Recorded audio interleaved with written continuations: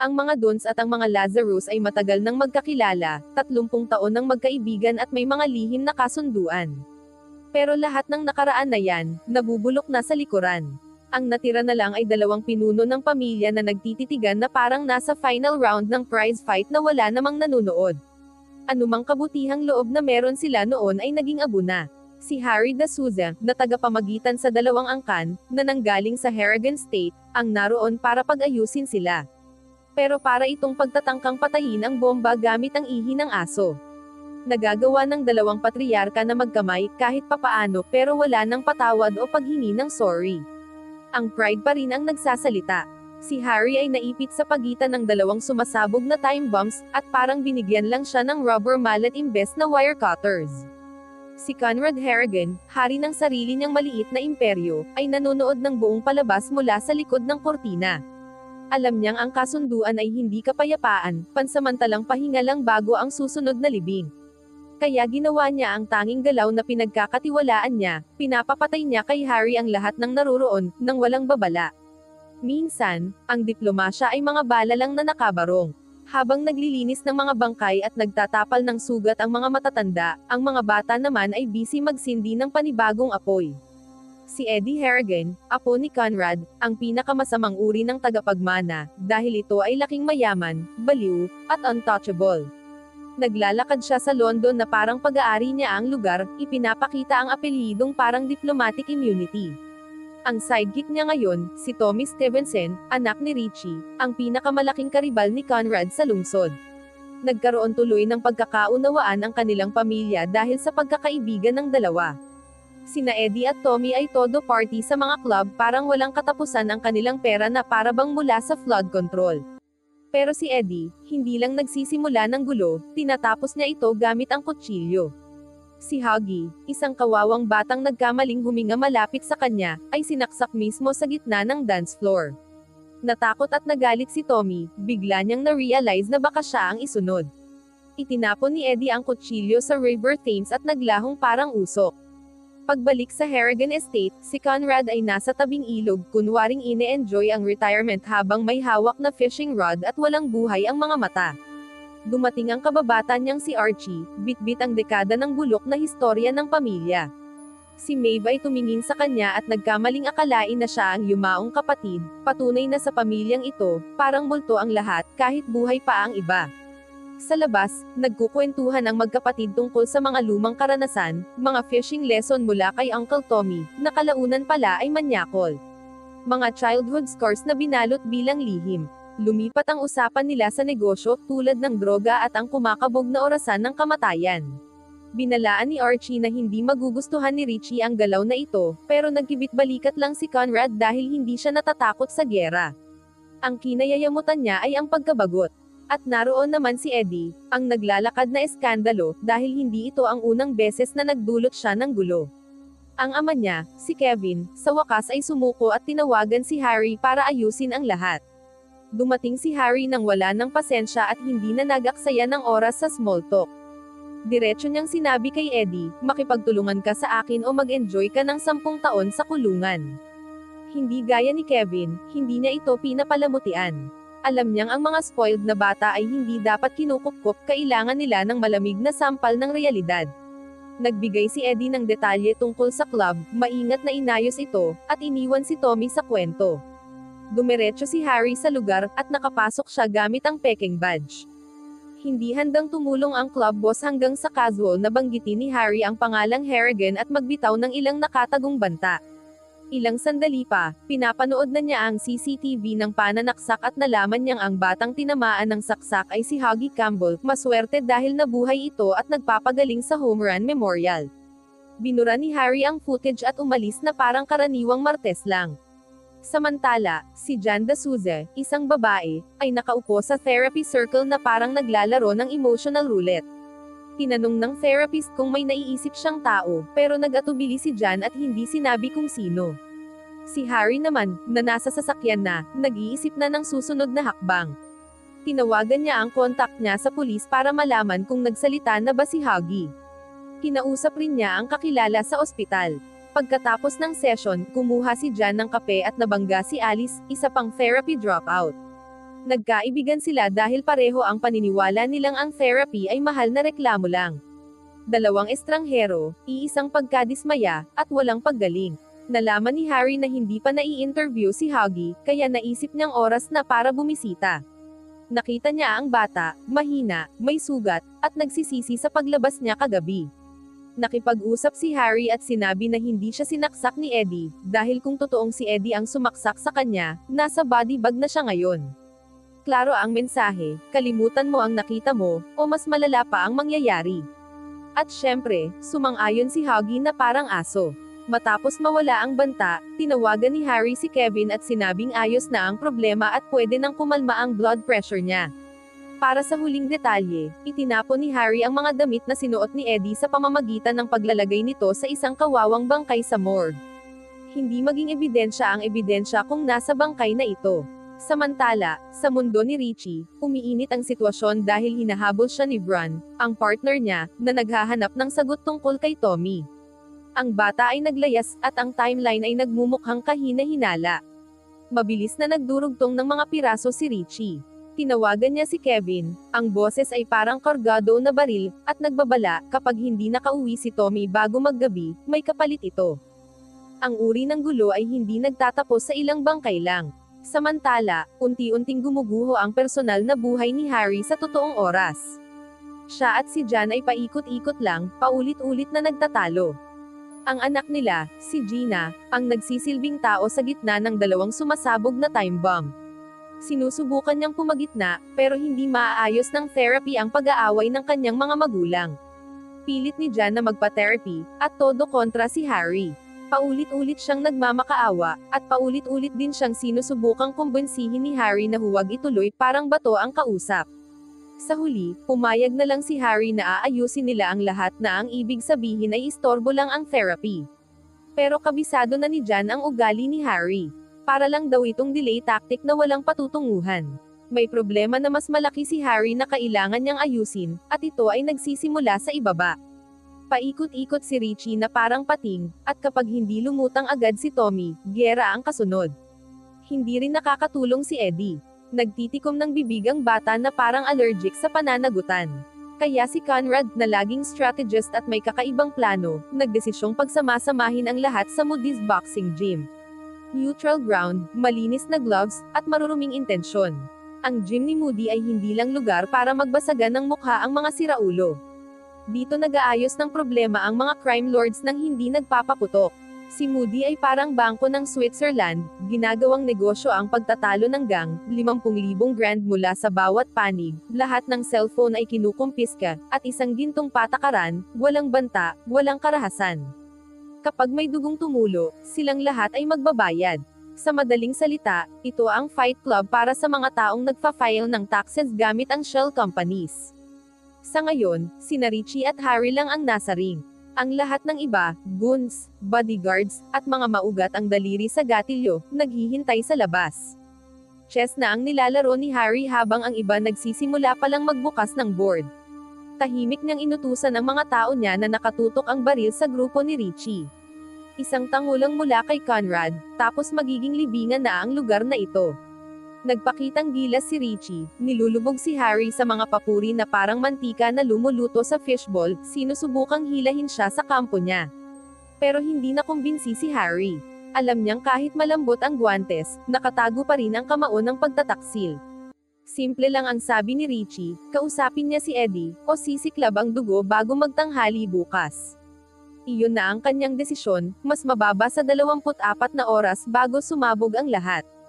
Kaya tinawagan ni Harry si Conrad at binigyan siya ng opsyon, utusan ng kanyang puwersa, patayin na si Richie ngayon para makatakas sila sa magulong resulta. Pero nag-alinlangan si Conrad. Para sa lalaking nagtayo ng matibay na imperyo para sa mga bangkay, bigla siyang naging pilosopo. Pumasok si Maeve na laging mas malamig ang ulo, at sinabi niyang hindi ito ang tamang oras o lugar. Gabi na, at nagsisimula ng mapuno ang Harrigan Estate ng mga multo at mamahaling coat.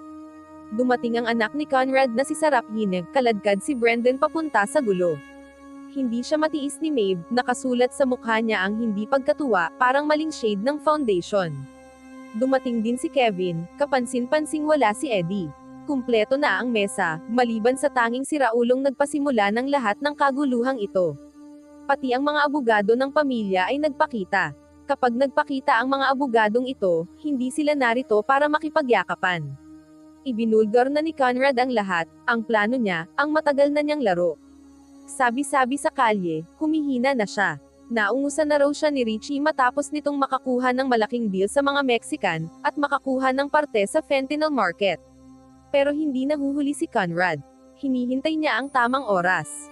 Ang plano talaga ay hayaang pumasok si Richie, makipagkaibigan sa cartel, at saka sila mag-aalok ng mas magandang deal kapag wala na si Richie sa eksena. Walang kompetisyon kung nakahandusay na ang kalaban mo sa kanal. Bakit ka tatakbo sa karera kung pwede mo namang baliin muna ang binti ng karibal mo? Ang problema lang, may nabubulok na sa loob mismo. Kinausap ni Maeve si Conrad para sa isang maliit na pag-uusap ng pagtataksil. Nagbaba siya ng bomba, nagbibigay si Archie ng impormasyon kay Richie, naglalaro sa magkabilang panig na parang bakod. Hindi lang siya traidor, delikado siya. Binigyan siya ni Conrad ng pagsubok, huling tsansa para magpakabait, at sablay na sablay ang resulta. Umaalingaw-ngaw ang putok, at bagsak si Archie, wala ng buhay at umaagos ang dugo. Hindi na nagtagal si Conrad para pagmasdan ang kanyang ginawa. Naglakad siya na hindi mapakali, tinatabig ang kamay ni Maeve na parang nakakapaso. Pinatay ng hari ang sarili niyang dugo. At biglang mas bumibigat ang korona. Umakyat siya sa itaas at naglaho sa katahimikan. Pero wala roon ang kapayapaan, ang nandoon ay ang unti-unting pagsapol na ang pamilya ay isa ring malaking liability, at ang tiwala ang pinakamabilis na paraan para mamatay. Sa huli, mas delikado pa ang mga kamag-anak na may ambisyon kaysa sa mga kaaway.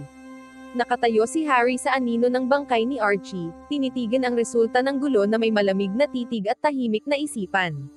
May dugong kailangang pupunasan, mga bakas na kailangang alisin, at mga tanong na paulit-ulit na umiikot sa ulo niya. Pinunan ni Kevin ang mga puwang, pareho siyang nabigla, pareho siyang hindi handa sa nangyari. At sa pagitan nila, may kasaysayan, magkaibigang nagkakilala sa bilangguan na naging panghabang buhay na kakampi. Ang samahan nila ay mas matagal pa kaysa sa kaguluhang ito, at iyon ang dahilan kung bakit nakaupo si Harry sa mesa. Pero ang ganitong buhay, kumakain ito ng bahagi ng kaluluwa. At nitong mga nakaraang araw, mukhang butas-butas na si Harry. Kinagabihan, biglang kumaliwa ang sitwasyon. Nilusob ng mga armado at pulis ang bahay ni Harry na parang kuta ng kartel. Nakatutok ang mga baril, matatalas ang mga sigaw, at nag-click ang posas pero hindi lumaban si Harry. Sumama siyang tahimik na para bang inasahan na niya ito. Alam niya ang proseso. Alam niyang may darating na kakampi, at pinuntahan siya ng matagal ng abogado ng Harrigan makalipas lang ang ilang oras. Sa istasyon, nakilala ni Harry si Detective Fisk, isang lalaking may mga matang bihirang kumurap at tinig na parang likas para sa masamang balita. Ipinapaliwanag niya ng diretso, lumulubog na ang pamilya Harrigan, at ito ang tanging lifeboat ni Harry kung gusto niyang makaligtas. Nagtanong din siya tungkol kay Archie, pero hindi nagsalita si Harry. Pagsikat ng araw, sinundan ni Richie si Kevin sa kalsada. May mga tanong siya, at wala ni isa roon ang magalang. Nagsimula siya sa pagtatanong kung nasaan si Tommy. Kalma pa rin si Kevin, pero ayaw ni Richie ng katahimikan. Binigyan niya ito ng isang oras para ayusin ang lahat. Pagkalipas, babalik siya dala ang higit pa sa mga salita. Para itong salita galing kay Satanas, magalang ang tono, pero nakamamatay ang implikasyon. Hindi na hinintay ni Kevin ang oras. Tinawagan niya si Bella at nagsimula ng plano. Kailangan nang ilipat si Eddie ngayon, at inutusan niya ang 2 tauhan ni Harry para ihatid ito sa Cotswolds. Ang sumunod ay malayo sa maayos. Hinabol sila ng grupo ni Richie sa makikitid na kalsadang probinsya, ginawang eksena ng habulan ang kanayunan ng Inglaterra. Muntik na, sobrang muntik na, pero nakabalik si Eddie sa estate ng buo, kahit bangag na ang lahat sa tensyon. Samantala, dumating si O'Hare sa istasyon at inilabas si Harry, gaya ng ipinangako niya. Pero may mali. Ang pag-aresto, ang oras, ang mga tanong ni Fisk, walang nangyaring aksidente rito. May traidor sa loob, may naglalabas ng impormasyon sa pulis, sapat para guluhin ang lahat, at parehong alam iyon ni Harry at O'Hare.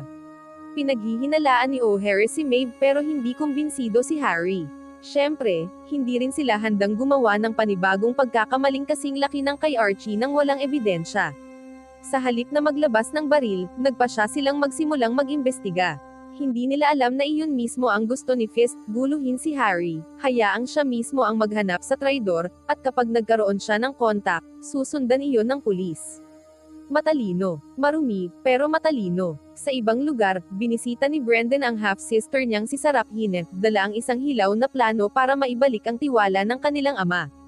Hindi niya pa man nasisimulan ang peach tea na piyas na ni Saraphine ang pride niya. Sa sandaling bumubuka ang bibig niya, binanata na siya nito gamit ang lahat ng kabiguan niyang pilit niyang kinakalimutan. At para lalong sirain ang araw, nagbitaw pa siya ng isang creepy na komento tungkol sa kapatid niya, pang-award sa pinakakasuklam-suklam na linya. Ibinato ni Saraphine ang ambisyon niya pabalik sa mukha nito at mariing sinabi na wala siyang tapang para sa buhay na ito. Kung pera lang ang mayroon sila, nabili na sana ni Brendan ang buong mansion. Maya-maya, dumating sina O'Hara at Harry sa estate kung saan sabik na si Conrad na gumanti. Pinigilan muna ni Harry ang galit, dinala si Conrad sa isang tabi, at binanggit ang insidente sa istasyon ng pulis. Ipinangako niyang alamin ang totoo tungkol sa espiya, tungkol kay Archie, at si Conrad, na patuloy na ginugulo ng ginawa niya, ay napabulong na marahil ay dapat tinanggal na lang niya ang dila ni Archie kaysa tanggalin ang buhay nito. Sa itaas, binisita ni Harry si Eddie at inilatag ang lahat. Ipinapakita ng CCTV footage na kasama niya si Tommy. Napilitan si Eddie at sa wakas ay nagbigay ng mga pangalan, dalawang mayayamang bata mula Westminster, sina Alfie King at Jack Whaley. Sapat na itong simula para sundan ni Harry, at hindi siya nag-aksaya ng oras patungo kay Richie, umaasang mapapakalma ang sitwasyon. Natagpuan ni Harry si Richie sa bar pero wala ng kapayapaan na maiaalok. Hindi na naglalaro ng diplomat si Richie nang sabay niyang ipinakita ang mga larawan ni Gina, anak ni Harry, bawat isa ay may nakatagong banta. Nagsalita pa siya ng kakaibang kwento tungkol sa Burger King at kabataang creepy, patunay na wala siyang filter at mas kaunti pa ang kanyang katinuan. Gusto niya si Tommy, at kung hindi ito may hahatid ni Harry, mapanganib ang kaligtasan ni Gina. Ang pagbabanta sa anak ng tao ay mabilis na paraan para magpauna sa sariling libing. Sa bahay, hindi rin maganda ang sitwasyon. Sawa na si Jan sa mga half-truth at walang laman na katiyakan. Nakikipag-usap siya sa mga abogado, baka pa nga mag-divorce, at si Harry ay nasa manipis na yelo. Alam niya na may mali kay Gina, pero nagsinungaling si Harry, sinasabi na ayos lang ang lahat kahit unti-unting ibigay ang mga pader sa paligid. Pagkatapos, binisita ni Harry si Isabella, asawa ni Kevin. Dati, sinubukan niyang ayusin ang deal sa pagitan ng kanyang ama, isang government minister, at isang French businessman na si Antoine. Hindi naging maayos ang pagpupulong. Tinamaan siya ng mura ng kanyang ama tungkol sa edad, at ipinahiwatig na hindi niya kakayanin.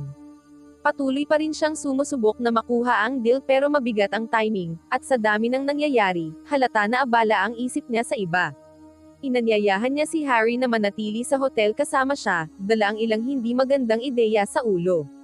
Siyempre, tumanggi si Harry, marami pa siyang sunog na kailangang apulahin. Sa huli, natunton ni Harry sina Jack at Alfie.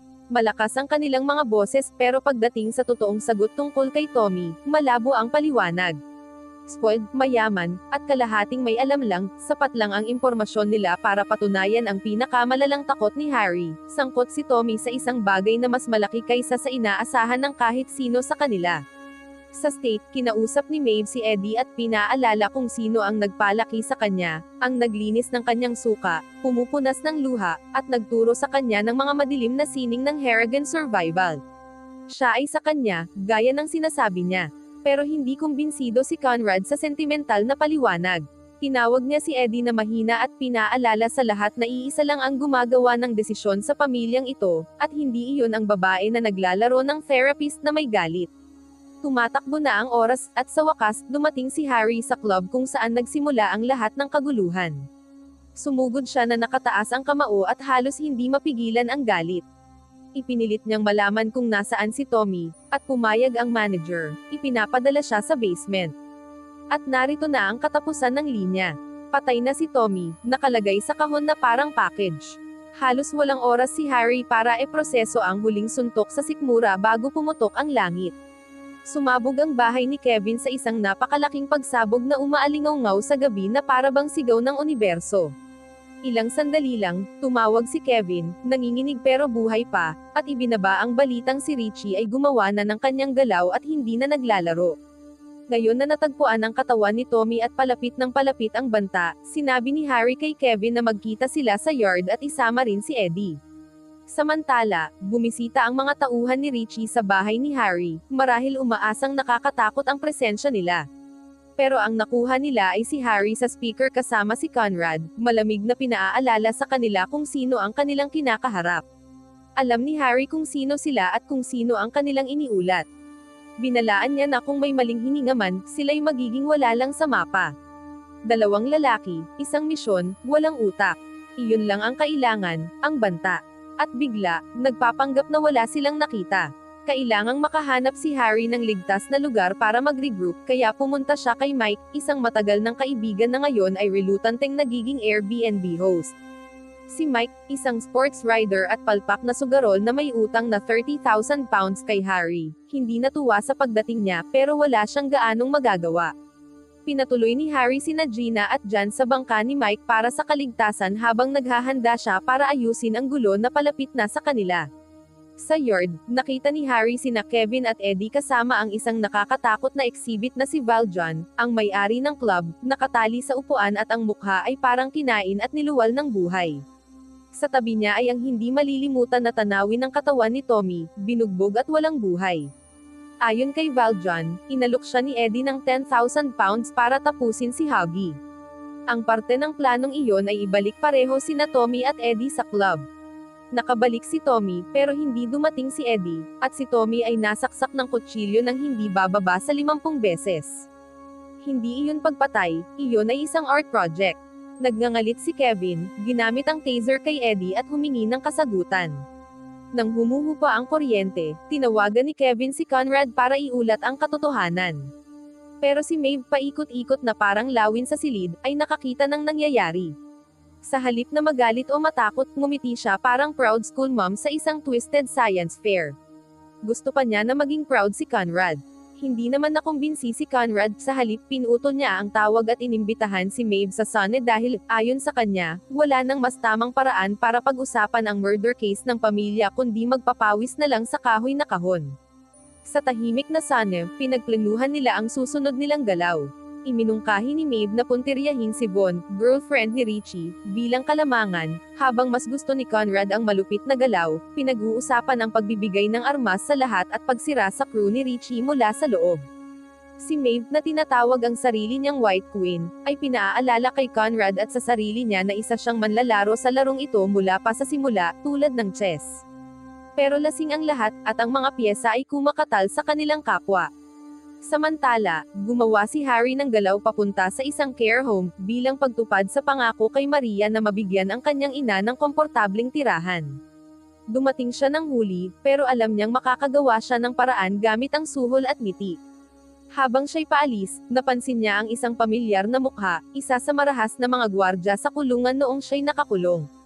Hindi niya ginampanan ang lumang sama ng loob pero nananatili ang multo, at sa kasamaang palad, may kumuha ng litrato sa kanya habang palabas na nagpapalakas sa lumalaking anino at sumusubaybay sa bawat galaw niya. Sa shipyard, dumating ang mga karagdagang tauhan na handang magbigay ng puwersa. Si Kevin, gayunpaman, nakatuon ang mata kay Isabela. May mali sa kanya. Inaayos niya ang isang pagpupulong sa pagitan ng kanyang ama at ni Antoine, isang French businessman na may malabong intensyon. Si Isabela, labis na hindi masaya sa kanyang kasal at malinaw na naglalaro ng mahabang plano, ay sinusubukang magkaroon ng leverage habang naghahangad din ng paghihiganti laban sa kanyang ama, na hindi kailanman tinrato siya bilang higit pa sa isang expendable pawn. Sa pagpupulong, nagbigay ang ama ni Isabela ng isang nakakapukaw na linya, magagawa niyang ialok ang sinuman sa harap ng sinuman sa tamang presyo. Ang buong interaksyon ay nakatala sa isang lihim na kamera na inihanda ni Isabela kasama si Antoine. Pero nagpasya si Antoine na gumawa ng kopya para sa insurance, gamit ito upang i-blackmail siya at manatili sa script. Walang mas masabi sa tiwala kaysa sa pag-record sa iyong ama para sa blackmail at napaglaruan ka pa rin. Samantala, sina Harry at Kevin ay naghahanda para patayin si Valjean, ngunit nagpasya na lang silang gamitin siya. Ipinatakbo nila ang textbook na good cop bad cop routine, binabaluktot ang mga tornilyo ng sapat lang para sumang-ayon si Valjean at pumayag na tulungan sila, lalo na dahil nakataya na ang buhay ng kanyang pamilya. Sa estate ni Conrad, muling pumasok si Eddie, humihila ng malamig na titig mula kay Serafina at mahaba-habang listahan ng reklamo mula kay Brendan. Pumasok si Maeve, humuhuni na parang ibon at pinupuri si Eddie habang sabay na nagtatanong kay Serafina. Si Serafina, laging handa sa sagot, ay pinaalala kay Maeve na nagpakasal lang siya sa pamilya at hindi kailanman nakapasok sa papel na maging hukom. Ang politika ng Harrigan bloodline ay mas kaunti lang sa pamilya ng Game of Thrones at para bang kumakain lang ng huling hapunan. Matapos ang pag-uusap ng pamilya, umalis si Conrad kasama si Serafina, na diretsahang nagtanong kung talagang si Eddie ang pumatay kay Tommy. Alam niya na ito ay magiging flashpoint na magtutulak kay Richie na ideklara ang digmaan. Si Conrad na pinapanatili ang ilusyon ng kontrol, ay iniiwasan ang tanong, ngunit alam ng lahat na tumatakbo ang oras. Tumawag si Harry kay Richie, ibinabalita na patay na si Tommy at itinatalaga ang sisi kay Valjean. Ang galaw na ito ay dinisenyo rin para ilayo ang mga pulis, gamit ang mabilis na pagpapalit ng kotse kasama si Kevin upang malito ang kanilang tagasunod. Habang hinahabol ng mga pulis ang decoy na kotse, isang anonymous tip ang nagdala sa kanila sa nakabaon na katawan ni Archie Hammond, na kanilang hinukay. Isa pang katawan, isa pang gulo. Ipinadala ni Harry ang duguan na si Valjean kay Richie, sinasabing siya ang pumatay. Si Richie, bagaman hindi kumbinsido pero interesado, ay naghahanda na siyang pahirapan ang lalaki hanggang sa lumabas ang katotohanan o may masira, alinman ang mauna. Alam ni Harry na mas masahol pa sa kabiguan kay Richie ay ang pagsisinungaling sa kanya. Sa lungsod, tumawag si Bella kay Harry sa kanyang hotel room, nanginginig at nahihiya tungkol sa sitwasyon ng blackmail. Inamin niya ang nangyari, at si Harry, bilang laging tagasagot sa problema, ay nangakong aayusin ito. Bago siya umalis, naglabas si Bella ng mapait na salita, iniisip ang isang alternatibong mundo kung saan naghalikan sila at wala ang gulo. Halos lumapit si Harry, naaakit sa pagtakas pero hinihila siya pabalik ng realidad. Umalis siya, alam na nagbago na ang laro at mas lumalala pa ang sitwasyon. Pumunta si Harry kay Antoine at matapos ang bahagyang pananakot, iniabot ng Frenchman ang memory card kasama ang backup copy na inakala niyang matalino. Pero si Antoine, sa isang maling kalkuladong hakbang, ay sinubukang suhulan si Harry ng 40 grand, iniisip na kayang talunin ng pera ang katapatan. Spoiler alert, hindi nagustuhan ni Antoine ang kinalabasan. Pinagsalpak ni Harry pabalik ang pera at umalis na parang taong allergic sa pagtataksil at pangit na alok. Susunod na destinasyon ay ang bangka kung saan nakatago sina Jan at Gina. Si Jan, sawa na sa palaging cloak and dagger lifestyle, ay sinaway si Harry dahil palagi siyang nalulunod sa drama. Si Gina, na malinaw na narinig na ang sermon na ito dati, ay sinuot ang kanyang headphones na parang binabara ang lecture ng magulang. Sinubukang ipaliwanag ni Harry ang ginagawa niya, pero pinigilan siya ni Jan gamit ang kanyang personal na tatlong hindi gusto, pusa, paglangoy, at malaman ang anumang tungkol sa trabaho niya. Ayos lang sa kanya na hindi alam basta makakapanatili siya sa kanyang sariling normal na mundo. Gusto rin niyang umuwi, at bagaman hindi pumayag si Harry sa simula, sa huli pumayag siya. Sa estate ng Harrigan, tumanggap si Conrad ng tawag. Natagpuan na ang katawan ni Archie. Agad na natakot siya at lumingon kay Maeve na agad sinamantala ang pagkakataon para magpasiklab ng gulo. Mabilis niyang binanggit na dalawa lamang ang nakakaalam kung saan inilibing si Archie, walang iba kundi si Conrad at si Harry. Habang iginiit ni Conrad na dapat may ibang paliwanag, pinaikot ni Maeve ito sa isang konspirasyon, iminumungkahi na si Harry ay nagtatrabaho sa ilalim ng pagkukunwari sa buong panahon. Sinasabi niya na hindi ito basta pagkakataon na tumawag ang mga pulis kay Harry agad pagkatapos ng libing. Si Conrad, gayunpaman, ay hindi pa handang paniwalaan ang sinasabi niya at buong tapang na ipinagtanggol si Harry, pero mas tumutulak si Maeve. Sa huli, pumayag si Conrad ng sapat lang upang tawagan si Paul at bigyan siya ng isang nakakatakot na bagong utos. Samantala, sina Harry at Kevin ay nagpapahinga, naiinip na naghihintay sa paglabas ni Valjean. Dito dumating si Donnie sa garahe, hinahanap si Harry. Hindi kilala ni Harry ang pangalan pero tumaas ang kanyang kilay nang banggitin ni Donnie ang tungkol kay Suzel. Gayunpaman, sinaway lang ito ni Harry, sinasabi na wala siyang alam. Sa yard, sina Harry at Kevin ay nagsusuri ng kasaysayan, lalo na ang masamang tao na nakita ni Harry sa care home, isang gwardya sa kulungan na si Rosby. Sinabi ni Kevin na hindi niya kilala ang pangalan pero ang kanyang poker face ay sobrang perpekto. Kapag sinasabi ng isang tao na hindi nila kilala ang isang lalaki pero kumikindat na parang Morse code, malamang kilala nila ang lalaki.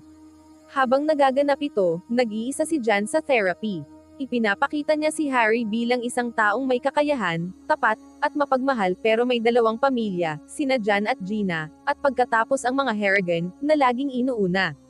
Pagkatapos ng session, tumawag si Jan kay Alice para sa kape, malamang para maglabas ng tensyon. Pero hindi niya alam, binabantayan sila ni Conrad at Maeve saan man sila pumunta. Sinusubaybayan nila si Jan at malapit nilang binabantayan ang parehong siya at si Harry. Habang nagtatagal sina Kevin at Harry at naghihintay sa hindi maiiwasang galaw ni Richie, napunta ang usapan kay Bella. Ipinaliwanag ni Kevin na nakatago pa rin siya sa hotel at tumatangging bumalik sa mansion ng Harrigan. At dito dumating ang bomba, nagkaroon ng relasyon si Bella at Conrad. Ayon sa kanila, pumupunta si Bella sa bahay at napunta sa kama ni Conrad ng ilang beses. Sinabi ito ni Maeve kay Kevin, na kinumpirma mismo kay Bella. Nagkakilala sila sa Cheltenham, at kahit 50 taong gulang na si Conrad, nagagawa pa rin niyang makipagbakbakan sa 6 o 7 babae. Umakyat si Bella sa hagdan, at nang malaman ni Maeve, lumala ang sitwasyon. Sa huli, napunta siya kay Kevin, na pinayagan ito alang-alang sa pamilya, lalo na't nandoon na si Eddie. Ang puno ng pamilya Harrigan, ay parang soap opera na isinulat ng isang unggoy. Sa bangkita, tinapos ni Jan at Alice ang kanilang kape. Si Alice na tahimik na ipinapasok ang kanyang agenda, ay pinupuno ang isip ni Jan ng pagdududa. Pagdating nila sa apartment ni Jan, dumating si Conrad at ipinakita ang kanyang charm kay Alice. Ngunit sa sandaling umalis siya, ang charm na iyon ay nagbago sa pagbabanta. Lumapit siya kay Jan, pinaalala na si Harry ay pamilya, at binalaan siya laban sa pagsisiwalat ng kanilang kasal. Malinaw na binabantayan siya at malinaw din na natakot siya ng todo matapos umalis si Conrad. Sa gabing iyon, tumawag si Richie kay Harry at sinabing pumunta siya ng mag-isa sa hating gabi. Ipinapaalam ni Harry kay Conrad at Kevin ang sitwasyon pero tiniyak niya sa kanila na walang dapat ipag-alala. Bago umalis, bumalik siya sa bahay at nalaman mula kay Jan na si Conrad ay nag-iikot at nagmamasid. Mas kawili-wili, si Alice pala ay undercover cop, at ang creepy na panliligaw ni Conrad ay hindi sinasadyang nakapagbigay ng paraan, pero mataas ang panganib at lahat ay nakataya. Sa estate, inaalagaan ni Maeve si Eddie na para bang siya ang paborito niyang pabagsak na granada. Nagtatanong si Eddie kung galit sa kanya ang mga tao, at si Maeve bilang manipulator, ay pinapalakas ang loob niya sa pamamagitan ng matatamis na kasinungalingan kung gaano siya pinahahalagahan. Nang nabanggit niya sina Kevin at Harry, agad niyang tinatanggihan ang mga iyon. Tiniyak niya kay Eddie na eksakto kung nasaan dapat ang mga ito. Bilang master sa likod ng lahat, ipinakita ni Maeve ang kanyang pagkabigo sa kakulangan ng agresyon ni Conrad habang ang mga Stevenson ay umaakyat sa hagdan ng kapangyarihan. Pinapalakas niya si Eddie, sinasabi na ang pagsaksak kay Tommy ay isang mensahe, at darating din ang susunod. Pagdating ng gabi, iniwan ni Harry ang memory stick at kinopya ito kay Bella, pero hindi siya sumusuko sa kasunduan. Sa halip, tinawagan niya si Antoine para ayusin ang lahat. Habang palabas na si Harry, nagkita sila ni Kevin sa hagdan. Malamig ang relasyon nila ni Bella, at ang pagpapakita ng pagmamahalan ay parang isang pagtatanghal na wala sa kanila ang nag-e-enjoy. Sa sasakyan, ibinunyag ni Kevin ang isang bagay na hinala na nila. Kilala niya si Rosby. Niloko at inabuso siya ng lalaki noong siya ay nasa kulungan. At kahit hindi ito diretsyong sinabi sa palabas, malinaw kung anong uri ng trauma ang dinanas niya. Hindi sinabi ni Kevin kay Harry, hindi dahil nakalimutan niya, kundi dahil masyadong totoo at masakit ang alaala. Sa wakas, nakaharap ni Harry si Richie. Si Valjean ay buhay pa rin sa kabila ng lahat pero may ibang plano si Richie. Iniabot niya kay Harry ang isang kutsilyo at pinapasaksak ang lalaki ng paulit-ulit, sinusubok ang katapatan at dedikasyon ni Harry. Hindi kumurap si Harry, hindi nag-atubili, at nag-alok pa siyang linisin ang gulo pagkatapos. Nasiyahan si Richie pansamantala at naniwala sa kwento tungkol sa may-ari ng club pero hindi pa siya natapos. Gusto niyang dumalo ang buong Harrigan crew sa libing ni Tommy. Umupo sina Kevin at Harry upang suriin ang baluktot na imbitasyon ni Richie. Inaasahan ng buong pamilya na dumalo sa libing ni Tommy at sa kasunod na kaguluhan. At bagaman agad nilang nakitang ito ay isang malinaw na bitag, ang nakakainis ay walang tunay na paraan palabas. Dumalo at panganib na pumasok sa digmaan, o huwag dumalo at ibigay kay Richie ang kwento. Lumipat ang usapan sa mas madilim na teritoryo nang muling banggitin ni Harry si Rosby. Si Kevin, na noon ay nagkunwaring walang alam, sa wakas ay inamin na alam niya ang lalaki, at hindi ito basta alaala lamang. Lumabas na si Rosby ang gwardya sa kulungan na inabuso si Kevin noon. Hindi niya direktang sinasabi ito, pero ramdam mo sa mukha niya ang bigat ng alaala, at si Harry, na nakakaintindi sa mga senyales, ay hindi na nagtanong ng higit pa. Ipinahayag niya lang na alam niya kung nasaan si Rosby, pero bago pa sila makagalaw, tinawag sila ni Conrad sa Cotswolds para sa isang dramatikong tinaguriang Council of War. Sa biyahe papunta roon, nalaman ni Jan sa unang pagkakataon na dadalo sila sa libing ni Tommy. Sinasabi ng kutob niya na ito ay isang napakamasamang ideya, at syempre, tama ang kutob niya. Ngunit nang marinig niya ang pangalan ni Bella sa listahan ng mga dadalo, biglang nag-iba ang kanyang ugali. Selos, ang isang emosyon na kayang talunin ang katwiran. Sa pulong ng council, pilit inamin ni Harry na ang galaw ni Richie ay mula sa kanyang sariling mga salita, napakatalino. Isa itong checkmate na galaw. Dumalo man sila o hindi, talo sila. Naniniwala si Kevin na ang libing at paggising ay hindi agad magdudulot ng karahasan, ngunit magiging isang pampublikong palabas na idinisenyo upang kahiyahiyang kontrolin ang pamilya Harrigan. Si Richie, na may pusong sugatan at naghahangad ng paghihiganti, ay hindi pa naghahanap ng dugo. Gusto lang niyang ipakita sa mundo kung sino ang nasa ibabaw. Gayunpaman, kung pupunta sila, kailangan nilang mag-ingat. Nagbabala si Harry laban sa labis na pag-inom, lalo na kay Eddie, dahil kapag umiinom si Eddie, hindi malayo ang kaguluhan. Upang masigurado ang kanilang kaligtasan, nagplano si Harry ng contingency plan na may kasamang smuggled na armas sakaling lumala ang sitwasyon. Napagdesisyonan na sila ay dadalo pero hindi papasok na walang paghahanda. Si Maeve at Eddie ay hayagang tutol sa ideya, kumbinsidong ito ay isang bitag, at tinatawag si Conrad na baliw sa pag-iisip nito. Ngunit si Conrad, gaya ng dati, ay hindi nakikinig sa payo maliban kung ito ay nakadamit ng Armani at may dala-dalang bote ng single malt. Sa kabutihang palad, nakapag-ayos si Harry ng isang tahimik na insurance policy. Isa sa mga tauhan ni Richie, na may lihim na relasyon kay Von, ay napilitang tumulong dahil sa blackmail. Binuksan ni Harry ang telepono ng lalaki gamit ang pinakasecure na passcode sa mundo, na isa sa lahat ng numero hanggang 6. Sino ang lalaki? Isang toddler na may burner. Inusisa ni Harry ang mga compromised na larawan. Sa tulong ng ebidensya at pera, napaniwala niya ang lalaki na magtago ng ilang baril sa lugar bilang paghahanda. Samantala, sinusubukan ni Brendan na maakit si Sarapina. Dumating siya nang walang imbitasyon, ipinakita ang ilang mamahaling alahas na parabang nag-audition siya sa remake ni Guy Ritchie, at iminungkahi ang ideya ng isang mamimili na kailangan lang ng kaunting tulong pinansyal para maisakatuparan ang plano. Ngunit hindi naman na-impress si Sarapina. Gusto niya ng 80% ng komisyon kung siya ay makikilahok. Sinubukan ni Brendan makipagnegosasyon pero kitang-kita na siya ay napaka-over sa sitwasyon. Ang pakikipagnegosasyon kay Sarapina ay parang paglalaro ng chess laban sa isang pating, sa ilalim ng tubig at kulang sa hangin. Sa lungsod, tumawag si Alice kay Jan at humiling ng pagkikita. Habang nag-uusap, casual na binanggit ni Jan ang tungkol sa libing, at agad nitong ipinasa ang impormasyon sa kanyang mga handler sa pulisya. Bawat galaw ngayon ay may nagbabantay. Dumating ang libing, puno ng tensyon at dalamhati. Umiinom na si Maeve bago pa man sila makarating sa simbahan. Sa daan, si Eddie, na kilala sa paglikha ng kaguluhan, ay sinusubukang kunin ang tiwala sa pagitan nina Harry at Kevin, tinatanong ang kanilang katapatan. Hindi ito nagtagumpay pero malinaw ang intensyon. Sa libing, dumating ang buong pamilyang Harrigan, sinusubukang panatilihing maayos ang lahat. Pero si Eddie, gaya ng nakagawian, ay nagsimula ng eksena. Tinawag niya si Richie na Richard na may buong passive-aggressive na smugness at dahan-dahan na hinipo si Von sa pisngi, na hindi maganda ang kinalabasan. Wala nang mas masayang pampasigla na parangal kaysa sa funeral flirt. Habang nagbibigay ng talumpati si Richie, bumubulong si Maeve kay Conrad na pinagmamasdan siya ni Richie, sinusubukang hamanin at hamakin siya sa harap ng lahat. Gumanti si Conrad at sumagot ng malakas na napalingon ng iba, at tumaas ang antas ng drama. Kasunod nito, pumunta si Eddie sa itaas at nagsimulang maglakad-lakad sa mga kwarto, naghahanap ng pagkakataon para lumala ang sitwasyon. Nahuli siya ni Harry at binigyan ng matapang na salita na nagtanggal sa lahat ng kanyang kumpiyansa.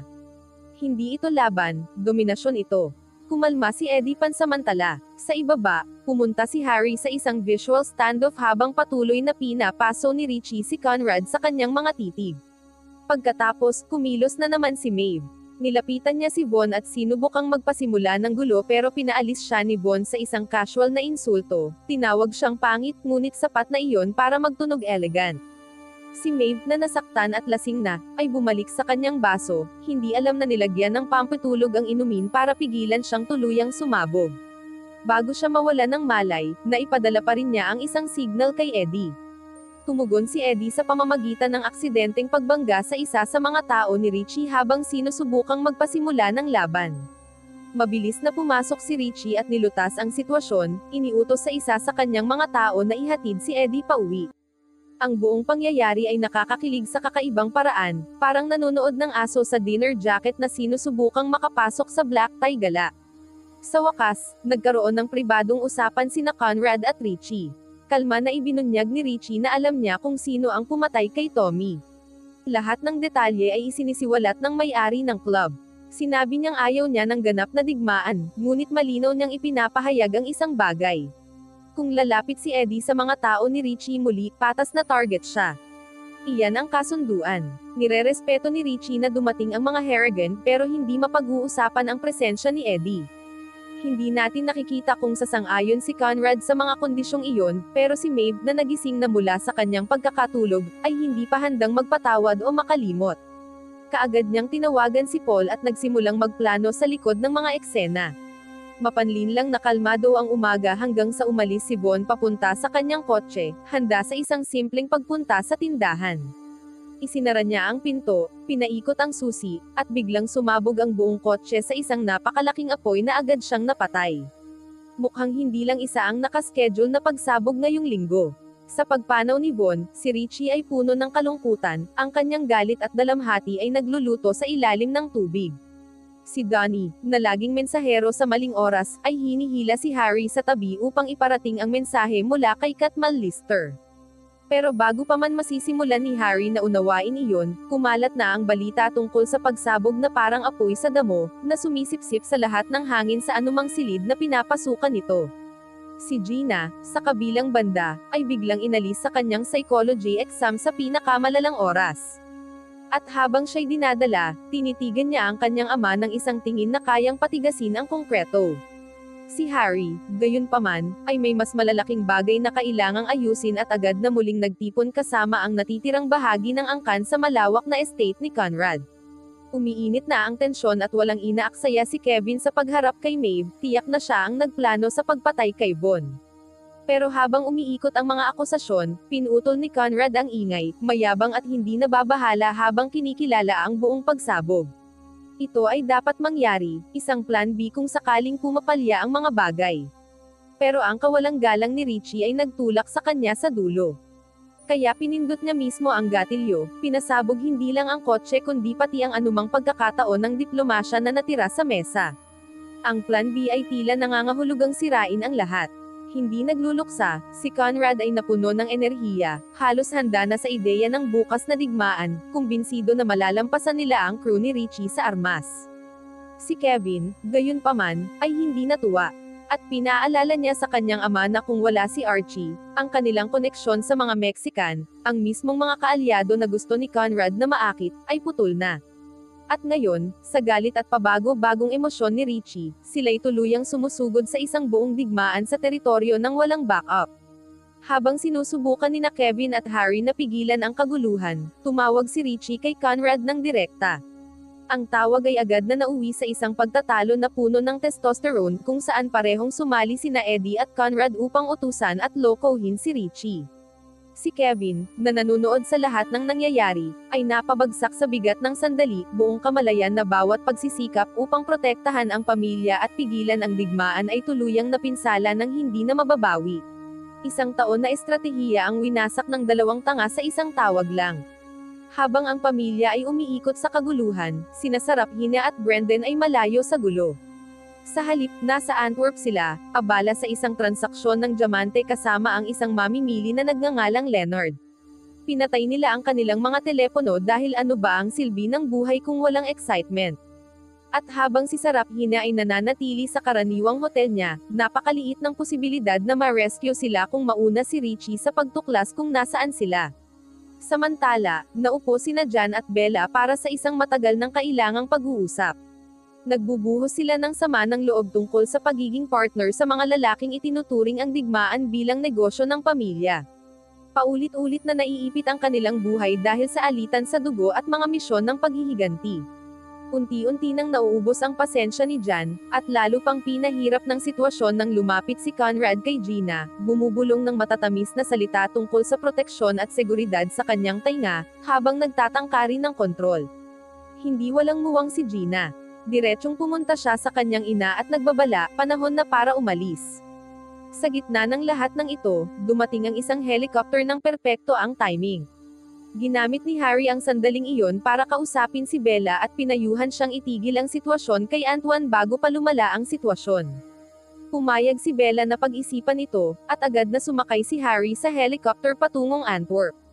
Sa kasamaang palad, sa bahay, lalong lumala ang sitwasyon. Si Maeve, patuloy na pinapainit ng kanyang sarili sa halo ng paghihiganti at manipulasyon, ay tumawag kay Richie at nag-alok ng tinatawag niyang olive branch. Ang tunay niyang inaalok, gayunpaman, ay ang lokasyon ni Serafina. Kapalit nito, gusto niyang iligtas si Brendan at ibinigay ang impormasyon sa ilalim ng dahilan ng nostalgia at respeto. Pumayag si Richie, ngunit hindi bago tawagan ang mga Mexican, marahil upang makipag-ayos sa isang deal na maaaring magpabago pa ng balanse ng kapangyarihan. Pagdating ni Harry sa Antwerp, nakakuha siya ng akses sa kwarto ni Serafina sa hotel at agad sinubukan siyang tawagan. Si Brendan ang sumagot muna, agad siyang hinarang at hindi pinayagang makausap ni Harry si Serafina.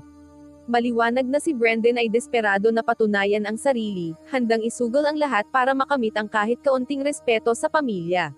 Wala nang mas mahalaga pa kaysa baliwalain ang babala ng pagpatay para lang maisara ang isang transaksyon. Si Serafina, na nararamdaman na may mali, hindi lang dahil sa kakaibang enerhiya ni Leonard, kundi pati na rin sa hindi karaniwang kaba ni Brendan, ay tahimik na ibinahagi ang kanyang lokasyon kay Harry nang hindi namamalayan ni Brendan. Sila ng kanyang kapatid ay nagpatuloy patungo sa bodega kung saan gaganapin ang deal. Sa simula, maayos ang pagpupulong, na ipinakita ni Leonard ang profesionalismo niya. Ngunit nang inilatag na ang mga diamante sa mesa, nagsimula ang kumpletong kaguluhan.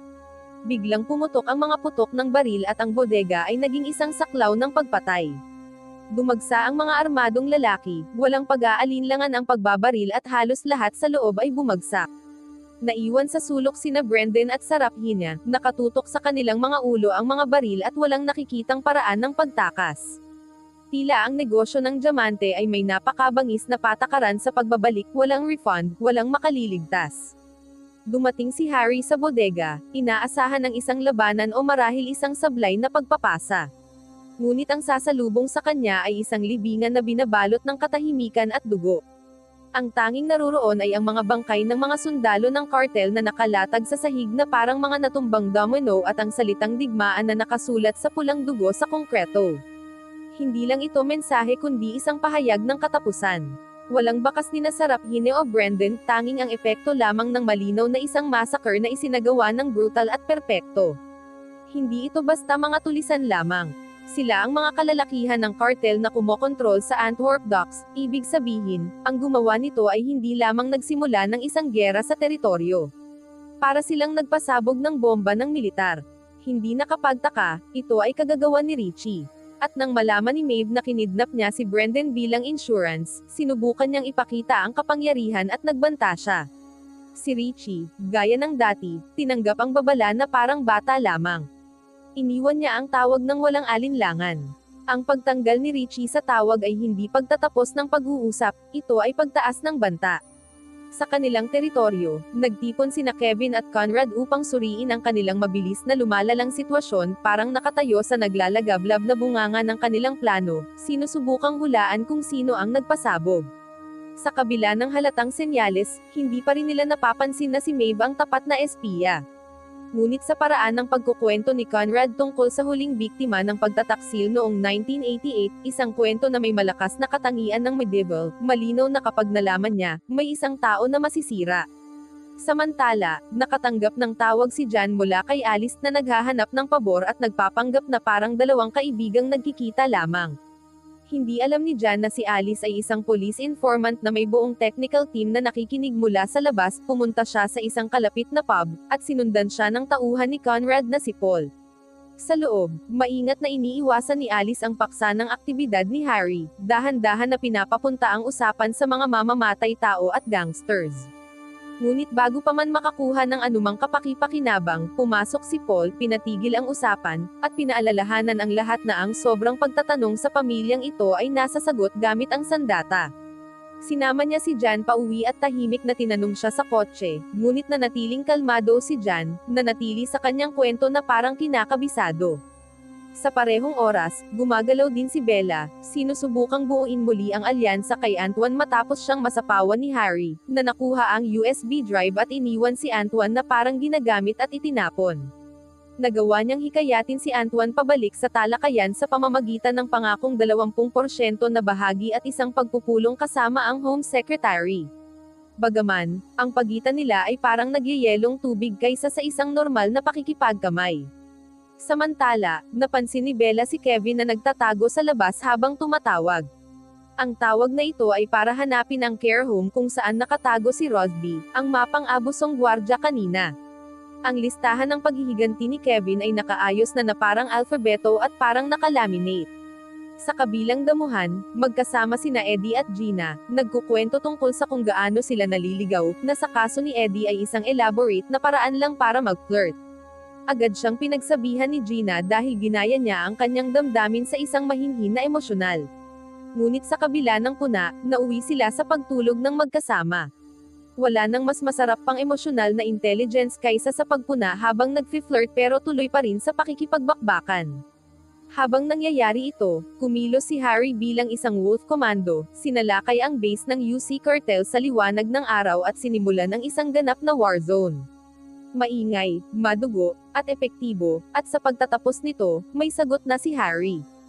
Hindi lang mga hostage sina Seraphina at Brendan, ngayon, sila ay transaksyon sa isang deal na nauwi sa kaguluhan. Sa kanayunan, patuloy ang laro ni Maeve kay Conrad. Sinasabi niya na nakatanggap siya ng text mula kay Richie na kinukumpirma na hawak niya ang mga bata. Ngunit nang humiling si Conrad na makita ang mensahe, wala siyang maipakita dahil wala nga. Ginagawa niya ito ng walang paghahanda at ang tanging pumipigil sa kanya na matuklasan ay ang biglaang tawag mula kay Harry. Natuntunan niya ang lokasyon ni Seraphina at Brendan at nalaman na hawak sila ngayon ng UC Cartel, na kasosyo ni Richie. Wala na si Archie, putol na ang tanging koneksyon ng mga Harrigan sa mga taong ito. At ngayon, nakipag-deal sila sa demonyo ng walang kinatawan para makipag-negotiate. Si Seraphina at Brendan, samantala, buhay pa rin, pero bahagya na lang. Nakakadene sa loob ng malamig at bakanteng warehouse, mabilis nang humihina si Brendan, unti-unting nawawala ang kontrol sa isip at emosyon. Sinusubukan ni Seraphina na panatilihing matatag ang sitwasyon, sinusuri ang katotohanan at napagtanto, base sa dami ng dugo sa Diamond Exchange na nilalaro pala ni Richie ang lahat. Si Brendan, na nakakapit pa rin sa pagtanggi, ay hindi matanggap ang katotohanan ito, hanggang sa may pumasok na lalaki na may dalang tablet at nakakakilabot na hanay ng mga gamit, kabilang ang chainsaw. Ito ay si Jimmy Lopez, leader ng UC Cartel, ay walang pag-aalinlangan at agad ipinakita kung gaano siya kawalang pasensya at awa. Nag-isip agad si Seraphina at sinubukang makipagnegosasyon, inalok na doblehin ang ibinabayad ni Richie kapalit ng kanilang kalayaan. Hindi kumakagat si Jimmy at malinaw niyang sinabi na hindi na kinatatakutan si Conrad. Nakikita na siya bilang pabaya at walang ingat na leader na sinusubukang magsimula ng mga digmaan na hindi niya matatapos. Parang tinawag ng tensyon, tumawag si Richie at nag-set up ng twisted na FaceTime kasama ang mga Harrigan. Napilitan sina Kevin, Maeve, at Conrad na manood sa video call habang umaandar ang chainsaw at brutal, malinaw, at walang patawad na pinatay ni Jimmy si Brendan sa harap nila. Halos si Sarap Hine na ang susunod nang biglang naputol ang tawag dahil sa tamang oras na ayos ni Harry ang sitwasyon. Nakipag-ugnayan siya kay Kat, isang babae na may sapat na kapangyarihan para ihinto ang buong sitwasyon. Ngunit ang kalamangan na ginamit ni Kat ay may mataas na kapalit, at ngayon ay may utang si Harry sa kanya. At base sa klase ng mga taong nakikitungo siya, malinaw na hindi ito libre at panigurado may kapalit ito. Nailigtas ni Harry ang araw, ngunit para bang pumirma siya sa kontrata na isinulat sa dugo, pabor, at pagsisisi. Umakyat sina Conrad at Maeve sa tahimik na puwang ng alaala, nagmumuni-muni tungkol sa araw na ipinanganak si Brendan at sa mga pangarap na minsang inalagaan nila para sa kanya. Mga pangarap na ngayon naging usok at dugo, mula nang matapos ang buhay niya sa isang warehouse sa pamamagitan ng chainsaw. May lungkot pero walang puwang para sa kahinaan. Hindi pinapayagan ng negosyo ng pamilya ang pagdadalamatikong utang na loob na ang paghihiganti. Si Sarap Hine, gulat at nanginginig ngunit buhay, ay iniabot kay Harry, habang si Kat, na sa kakaibang paraan ay nailigtas ang buhay ni Sarap Hine, ay may utang ngayon kay Jimmy Lopez, isang lalaki na ang kabutihan ay sinusukat sa buhay na nailigtas, hindi sa bala na hindi napatamaan. Inihatid ni Harry si Sarap Hine pabalik sa Harrigan Estate. At pagdating nila, nakamasid si Maeve mula sa bintana sa itaas, malamig ang titig at hindi mabasa ang iniisip, pinag-aaralan na kung ano ang maaaring kahulugan ng kaligtasan ng batang ito. Sa loob, pinutol ni Sarap Hine ang katahimikan at inamin na sinubukan niyang makipagnegosasyon sa UC Cartel, iniisip na makakatulong ito sa pamilya. May maikling paghinto, sapat para mapuno ang silid ng pagkakasala bago tumugon si Conrad, tiniyak na wala itong kasalanan sa kanya, at malinaw na, sa kanyang pananaw, ang sisi ay nakapatong sa pintuan ni Richie. Kung may pintuan si Richie, nagliliyab na siguro doon ang kandila at puno na ng rifle. Pagkatapos, pumasok si Maeve nang hindi inaasahan, mainit ang pagbati at niyakap si Sarap Hine nang may halo ng maternal na pagmamahal at estratehikong kalkulasyon. Pinalakas niya ang loob nito, tiniyak na siya ay tunay na Harrigan na ngayon, at nangako na paghihigantihan ang pagkamatay ni Brendan. May sinseridad sa tono ni Maeve pero tulad ng lahat ng ginagawa niya, puno ito ng patong-patong na kahulugan. Pagkalabas ng dalawang babae sa kwarto, sinabi ni Harry kay Conrad na para mailigtas si Sarap Hine ng buhay, kinailangan niyang makipagkasundo kay Kat Mallister.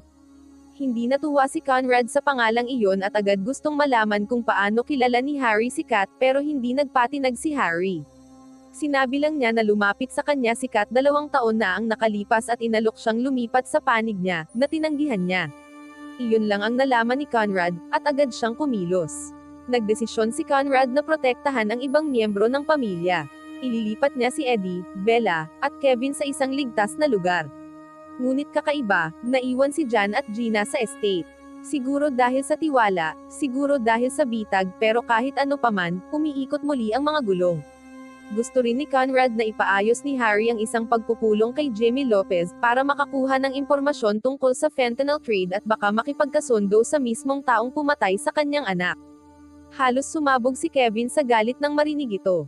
Ang ideya na makipagkasundo sa pumatay kay Brendan ay sobrang labis, halos nakakatawa. Pero seryoso si Conrad, gusto niya ring ilagay ang elite security team ni Kat para patatagin ang estate. Samantala, ipinaalam ni Jan kay Harry ang lalim ng relasyon ni Eddie at Gina, na agad nagpasok kay Harry sa mode ng konfrontasyon. Pagpasok niya sa kwarto, kumpiyansa si Eddie, pero ang malamig na kalmadong presensya ni Harry ay agad nawala ang kanyang kumpiyansa. Sinabi ni Harry na susuportahan niya ang relasyon, pero may kasamang matalim na babala na balang araw, kapag hindi inaasahan ni Eddie at pakiramdam niya ay di matatalo, ihuhulog siya ni Harry mula sa bundok.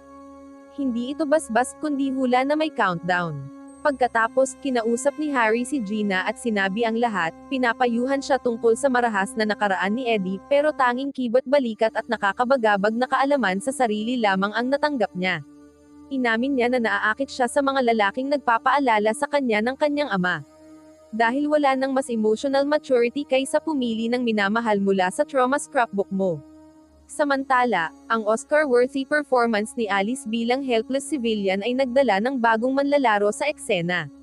Dating Deputy Chief Inspector na si Colin Tattersall, 30 taon sa puwersa, ngayon freelance at dinala para payuhan ang mga pulis kung paano masira ang Harrigan Empire. Agad niyang tinanggihan ang plano na habulin si Jan, tinawag itong amateur hour. Iginiit niya na dahil sa pamilyang ito na nakabaon sa bawat sistema, ang tanging paraan ay sa pamamagitan ni Richie. Makipagtulungan sa kanya, hindi palagpasin siya. Sa estate, habang papunta si Harry sa London, pinatawag ni Conrad si Jan para tawagan si Alice sa ilalim ng palusot na friendly dinner invite, dahil sa bahay na ito, wala talagang casual. Pagkatapos, kinausap niya rin si Bella at ibinahagi ang ideya na dapat niyang bantayan si Kevin. Sa pamilyang ito, ang pagmamahal ay nangangahulugang hindi na kailangan ng wiretap. Samantala, si Maeve ay abala sa pagtataksil at gamot. Pagkatapos ilagay si Serafines sa kama na may mga pampitulog, lumakad siya kay Kevin at casual na binanggit na bago matulog, idineklara ni Serafina ang sarili bilang numero 1 sa pamilya. Si Kevin, nasanay na at hindi basta-basta mapapaniwala, hindi naniniwala at umalis. Mayroon siyang ibang layunin. Dumating siya sa isang care home at binuksan ang libro ng mga bisita, sa wakas nahanap ang address kung saan nakatago ang tao. Habang nagmamaneho si Harry papunta sa kanyang pagpupulong, kinausap niya si Freddy at ibinulales ang balita, patay na ang hari. Sinabi niya kay Freddy ang alam na nito, na si Maeve ang tunay na nagtatakda ng laro ngayon, hindi si Conrad. Natakot si Freddy at sinabing gusto niyang umalis. Ngunit malinaw na sinabi ni Harry na hindi opsyon ang pagre-retiro. Pagkatapos, inalok niya ang isang wild na plano, siya at si Kevin ang mag-oorganisa ng pag-atake, sakupin ang Harrigan Empire, at tuluyang tanggalin si Richie. Bago makagawa ng aksyon si Freddy, sa iniisip niya, itulak siya ni Harry mula sa bubong. Mahal ang therapy, libre ang gravity. Pagkatapos, pumunta si Harry kay Kat, na pumayag sa mga kondisyon ng pagpupulong ni Conrad, ngunit hindi para kay Conrad, para kay Harry siya. At ngayon, sa dalawang pabor na utang, lalong tumataas ang utang ni Harry sa kanya. Samantala, sa isang pribadong lugar, tinanggap ni Richie ang mga bisita, sina Fisk, Macasa, at Colin. Inalok nila siya ng lifeline para tulungan silang pabagsakin ang Harrigan, at kapalit nito, magkakaroon siya ng immunity at 10 taon na countdown mula sa araw na makukulong si Conrad. Mukhang kaakit-akit ang deal hanggang sa lumalabis sila at sinabi na pag-aari nila siya. Tumugon si Richie sa tanging paraan na alam niya, binaril niya si Fisk at Macasa sa mismong lugar. Hindi nag-alinlangan si Colin at tiniyak kay Richie na totoo ang sinabi niya. Hindi kabilang si Richie sa pulisya. Ang pulisya ang nasa ilalim ni Richie. At ganoon, pumayag si Richie. Hindi na tungkol sa batas laban sa krimen ang laro. Tungkol na ito sa kung sino ang mas mahusay sa parehong papel. Nagising si Eddie sa huling bagay na ayaw makita ng sino man sa pamilyang Harrigan. Sa unang bagay sa umaga, si Conrad, na parang binangungot dahil sa 3 suot na pirasong damit, ay nag-aabang upang makipag-usap. At kapag gusto ni Conrad makipag-usap, hindi ito nagtatapos ng maayos. Si Eddie, emosyonal na nasunog mula sa kamakailang pag-uusap, ay dumaan kay Jan sa kusina. Hindi siya pinansin, at naglakad palabas na may hawak na tasa ng kape, at tiningnan ang aso ng pamilya at tinanong kung sino ang may mas magandang deal, siya o ang nakulong na hayop. Walang mas malinaw na totoong sagot kaysa ihambing ang buhay sa isang depressed na Labrador. Sa ibang lugar, tuluyan ang naglayas si Kevin, kinain ng paghihiganti na matagal nang sumisiklab mula sa simula. Nawala sa radar, pinlano niyang harapin si Rosby, ang taong responsable sa pang-aabuso na naranasan niya sa bilangguan. Nagpanggap siyang taxi driver at kinuha ang matandang lalaki, dinala siya sa bahay, na parang tumutulong lang, hanggang sa biglang napawi ang pag-uugali ng magalang at pinalitan ng galit. Ipinahayag ni Kevin ang lahat, pinipilit si Rosby na harapin ang kanyang ginawa. Ngunit nagkaproblema sa hindi inaasahan.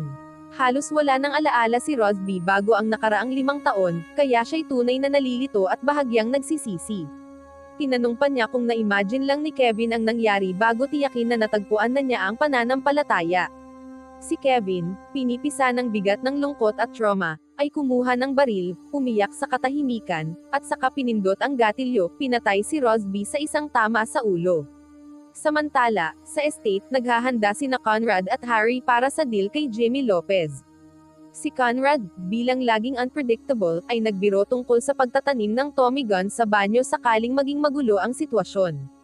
Nakakatakot dahil hindi tiyak kung biro lang ba iyon. Gayunpaman, nangyayari na ang plano, at ang inaasahan ay kasing baba ng sigla sa Harrigan family reunion. Pagdating ni Jimmy, sinubukan ni Saraphin na maging peacemaker, agad na lumukso sa negosasyon, sinusubukang gawing maayos ang deal. Ngunit si Jimmy, halos hindi pinansin si Conrad, diretsong kinausap si Harry, pinaalala na ang nakaraang pabor, ang nagligtas kay Saraphin, ay para kay Kat, hindi sa kanya. Naiirita si Conrad at sinubukang ipakita ang kanyang awtoridad, binigyan si Jimmy ng 4 na oras para magdesisyon kung sasali o hindi.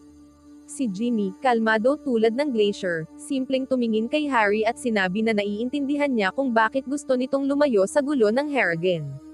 Ang tunog na naririnig mo. Ito ang ego ni Conrad na sumabog na parang murang lobo. Ang maliit na insulto na ito ay nag-alimpuyo kay Conrad habang pauwi, at lalo pang lumala nang galitin siya ni Maeve, pinapayo na huwag gumawa ng kung anumang kahangalan sa darating na hapunan kasama si Alice.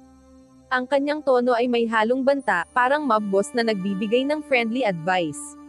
Samantala, si Alice ay tila nagliliwanag matapos ang kanyang undercover na misyon at plano na kaguluhan. Matapos ang kamatayan ni Fisk at Macasa, si Colin Tattersall na ngayon ang namamahala sa operasyon, at alam niya kung ano ang hitsura ng taong adik sa panganib. Hinikayat niya si Alice sa kanyang ambisyon at adrenaline, pinapayuhan siyang magtanim ng ebidensya sa loob ng Harrigan Estate kapalit ng promosyon at malaking bayad. Sapagkat kung may isang bagay na mas korap pa kaysa sa mga kriminal, iyon ay ang mga pulis na sumusubok hulihin sila. Sa ibang bahagi ng Lion's Den, tinutukan ni Maeve si Gina at binigyan siya ng isa sa mga pinaka-nakakatakot na monologo ng season, na inuutusan siyang iwan si Eddie. Binalaan niya ito ng walang takot at brutal na kasamaan, partikular na ipinangako na kakainin niya ang mga mata ni Gina, kaya tumakbo ito na parang nakakita ng multo na may hawak na kutsilyo. Huwag kalimutan, hindi lang basta nagbabanta si Maeve, pinapangako niya, na may tamang timpla. Habang umuulan ang bagyo ng tensyon, nakipagkita si Bella kay Antoine at inayos ang isang lihim na plano na may kinalaman sa daloy ng trapiko at sa Home Secretary, habang si Antoine ay tahimik na nakasuot ng nakatagong kamera sa kanyang tie. Sapagkat wala nang mas dalubhasa pa kaysa sa pagsuot ng FBI starter pack sa dibdib sa isang summit ng krimen. Lahat ay umabot sa rurok sa hapunan sa Harrigan Estate, isang okasyon na hindi lang tungkol sa pagkain kundi higit sa lahat tungkol sa estratehikong digmaan at formalidad. Si Colin, na nagmomonitor mula sa malayo, ay nakikinig sa pamamagitan ng bug phone ni Alice, at ipinapasa ang updates kay Richie, na may nakahandang grupo, naghihintay ng senyales para agad pumasok kapag naitanim na ni Alice ang ebidensya. Si Richie, bilang isang pragmatiko, ay tiyak na hindi mahuhuli si Harry sa paparating na crossfire, na sa pamilyang ito ay katumbas ng pagpapakita ng pagmamahal. Ngunit bago pa man makahabol ang pulis, may isa pang hakbang na kailangang lampasan. Pumayag si Jimmy sa alyansa ng Harrigan, ngunit tanging kung makukumpirma ni Harry na naayos na ang daga sa loob ng bahay. Si Harry, na alam na kung sino ang daga, ay may limitado na oras upang patayin o neutralisahin ito bago sumabog ang lahat. At upang mapuno ang kanyang schedule, mayroon din siyang pulong kay Kat kinabukasan ng 5 PM upang ayusin ang bahagi niya ng kasunduan. Nagsimula ang hapunan na wala si Gina, na hindi maganda ang pakiramdam, senyales ito para sa patuloy na recovery matapos siyang pagbantaan ni Maeve na kakainin ang kanyang mga mata. Binuksan ni Maeve ang gabi sa isang nakakagambalang talumpati tungkol sa kahinaan ng pag-aasawa, inihalin tulad ito sa isang itlog, at tahimik na inilagay ang kamay niya sa hita ni Eddie sa isang sandali na nakakatakot na para bang gusto nitong lumabas sa sariling balat.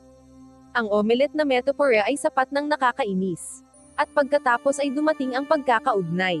Pinutol ni Saraphin ang kabaliwan at tinanong si Alice ng diretso, bakit hindi siya natatakot sa kanyang kinaroroonan at kung sino ang nakapaligid sa kanya. Umiiwas si Alice ngunit lalo pang tumitindi si Maeve sa pagpindot, hanggang sa hindi na makayanan ni Alice at umalis sa mesa kung hindi man sa buong planeta. Dito nagsimulang magulo ang lahat. Hinarap ni Conrad si Maeve, at ang simula ng pagtatalo ay lumago sa bukas na paglalaban.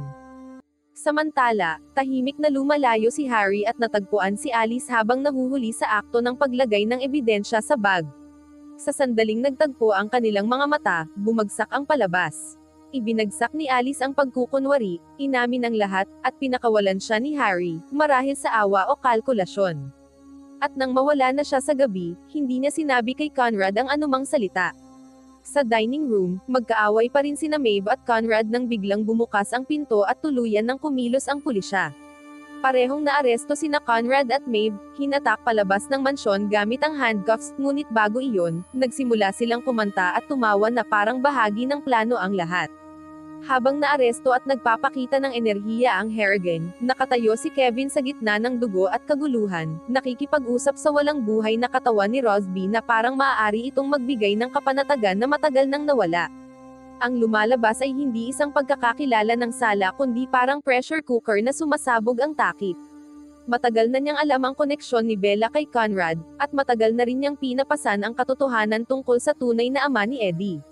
Ang ama ni Eddie ay si Conrad, hindi si Kevin. At sa gulo ng mga lihim at kasinungalingan na ito, tuluyan nang nawasak ang kanyang pagkakakontrol sa sarili. Ginawa na niya ang lahat upang mapanatiling buo ang itsura ng pagkatao. Ngunit ngayon, sa dugo sa kanyang mga kamay at ang nakaraan na parang sumusunod sa kanya, napagtanto niya na kailangan ng bumigay. Lumalabas na hindi masyadong nakakatulong ang therapy sa patay. Dumating si Harry sa tamang oras upang matagpuan si Kevin sa bingit ng kalaliman. Agad niyang inutusan ang kanyang clean-up crew upang ayusin ang gulo, partikular ang pagtatapon ng katawan ni Rosby. Pagkatapos, nagpunta silang dalawa sa docks. Dito, may isa pang luwag na hibla na kailangang ayusin ni Harry, si O'Hara. Lumalabas siya ang tunay na daga sa loob ng Harrigan Circle, isang multo sa makina na nagbibigay ng impormasyon kay Richie ng mahigit isang taon. Pinatatakbo ng halo ng fentanyl at pagtataksil, bumubulong siya ng mga lihim sa pamamagitan ng mga puwang, ngunit may mali. Habang nakikinig si Harry sa kanyang mga paliwanag, napagtanto niyang may kulang siyang mahahalagang impormasyon.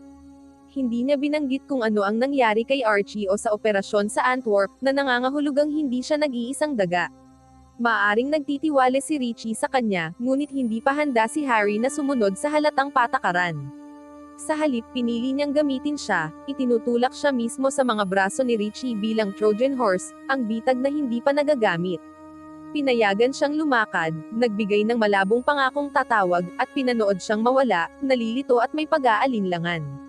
Sa pagkakakulong nina Conrad at Maeve, biglang bumukas ang chessboard, at alinmang pamilya ang unang kikilos, Harrigan o Stevenson, ay maaaring kontrolin ang buong laro. Nagsisimula ng malinaw ang katotohanan ito nang bisitahin ni Kevin si Conrad sa bilangguan. Ang relasyon nila, na nasa manipis na yelo na ay nagsimulang basagin ng ibulgar ni Kevin na si O'Hara ang kanilang tiktik. Pero hindi siya tumigil doon. Sinabi ni Kevin na tapos na siyang sumunod sa mga utos, tapos na siyang takpan ang mga kalokohan ni Conrad, at ngayon ay babaguhin niya ang legacy ng Harrigan sa kanyang sariling imahe mula sa itaas pababa. Sinubukang baliin ni Conrad ito sa kanyang karaniwang mapagmataas na sarkasmo pero seryoso si Kevin. Sa pagkakataong ito, nakamamatay ang kanyang seryosong tono. Ang estudyante ay naging guro, at ang guro ay nakakulong sa cage. Samantala, si Maeve na nasa likod ng salamin ngunit puno pa rin ng lason, ay sinubukang baguhin si Eddie sa huling pagkakataon. Hinikayat niya itong patayin si Harry at pagkatapos ay si Seraphina, ipinapakita ang isang bagong royal lineage na siya at si Eddie bilang mga di makadiyos na mga tao. Sa proseso, ibinulgor niya ang huling piraso ng puzzle, si Conrad ang tunay na ama ni Eddie. Isang katotohanang sumabog at winasak ang buong pananaw ni Eddie sa mundo. Dahil sa revelasyong iyon, agad na tumungo si Eddie kay Bella, halos hindi mapigilan ang kanyang galit. Hinarap niya ito ng may galit, sumisigaw tungkol sa lahat ng kasinungalingan, at ipinapahayag na gusto niyang trituhin bilang isang lalaki, hindi bilang isang piyesa sa laro. Tumaas ang kanyang galit nang makita ni Bella sa TV ang balita, ang mga kriminal na gawain ng kanyang ama ay nailantad sa publiko sa pamamagitan ng mga leak na recording. Sinubukan ni Bella humingi ng tawad sa gulo tungkol kay Conrad, pero matagal nang naubos ang pasensya ni Eddie. Nilapitan niya ito, niyakap sa leeg, at sinimulang yakapin ng gusto hanggang halos mamatay ito, hanggang sa isang tauhan ni Harry ang dumating, sinuntok si Eddie sa tiyan na kinuha ang hininga at galit niya. Ang bagong paraan ni Eddie sa pakikitungo sa problema ay isaksak sa kanyang sariling kamay. Samantala, nakipag-ugnayan si Kat kay Seraphina, nagmungkahi ng bagong uri ng alyansa, batay sa kapwa-interes at hindi sa dugo. Interesado si Seraphina, at handang makinig. Sa parehong oras, ang deal ni Alice kay Colin ay nauwi sa nakakagulat na wakas. Niloko siya ni Colin, pinainom ng droga ng kanyang mga tauhan, at dinala siya habang binigyan si Richie ng go signal para kumilos. Ang totoo, kasabwat ni Richie si Colin, at si Alice ay isa lamang sakripisyal na piyesa. Maaring mukhang tapos na ang lahat pero may isang huling baraha si Harry, si O'Hara. Tinawagan niya ito at ipinaliwanag ang plano, hayaan si Richie na mag-isip na siya ang may kontrol habang palihim siyang papasok sa isang bitag. Dumating ang mga tauhan ni Richie sa opisina ni O'Hara, inaasahan ang isang meeting kay Harry. Pero wala roon si Harry, wala si Paul O'Donnell, tanging katahimikan lamang hanggang sa pindutin ni Paul ang trigger mula sa malayo at sumabog ang buong gusali. Ang ilan pang tauhan ni Richie ay nabitin sa safe house, at ang natitira ay napatay habang sinusubukang tumakas sa kagubatan. Samantala, sina Harry at Kevin ay kumilos at sinalakay ang bar ni Richie. Dito, hindi nagaksaya ng panahon si Kevin. Binabaril niya si O'Hara ng patay kaagad sa lugar at isinunod si Richie ng walang seremonya. Bilang resulta, natuklasan nila ang isang recording mula sa kotse ni Alice, kasama ang ebidensyang inihain niya kanina, na magagamit na nila para mapalaya sina Conrad at Maeve. Ngunit sa halip na agad kumilos, pinili nilang hayaan silang magtagal sa kustodiya. Dumating si Colin kasama ang pulis at pumasok sa gumuho na imperyo ni Richie, na mangha sa kanyang nakita. Kalaunan, nakipagkita si Harry kay Kat, na nag-alok ng plano, tulungan siyang alisin ang buong pamilyang Harrigan sa isang koordinadong operasyon, at makakagawa sila ng mas malinis at mas maayos na sistema.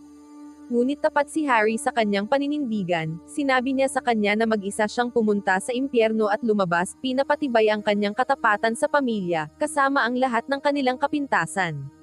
Sa huli, pinili ni Harry ang dugo kaysa sa pangangatuwiran. Sa Harrigan Estate, kinausap ni Kevin si Bella tungkol sa susunod na hakbang. Gusto niya siyang maging kasama, hindi lamang bilang pamilya, kundi bilang katuwang. Ipinahayag ni Bella, na matagal nang alam ang mga walang tulog na gabi at bangungot ni Kevin sa bilangguan, na naunawaan na niya ang lahat.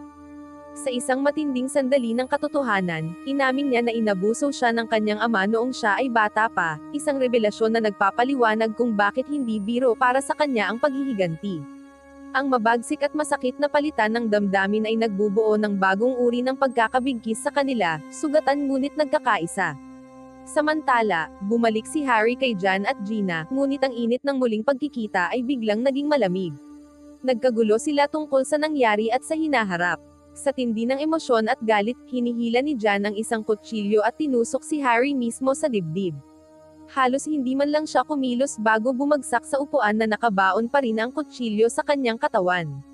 Nagbiro siya na sa wakas ay nakakuha siya ng buong atensyon niya. Kung ang pagsaksak ay isa sa mga box sa kanyang bingo card, panalo na siya. Sa loob ng bilangguan, ipinapakita na ni Conrad ang kanyang kapangyarihan. Naglalakad siya sa bakuran na parang pag-aari niya ito, tinatamasa ang palakpakan, malinaw na naghahanda na muling itayo ang kanyang imperyo, isang malupit na plano sa bawat pagkakataon. Wow naman! Doon nagtatapos ang serye mga idolo, salamat sa inyong panunood.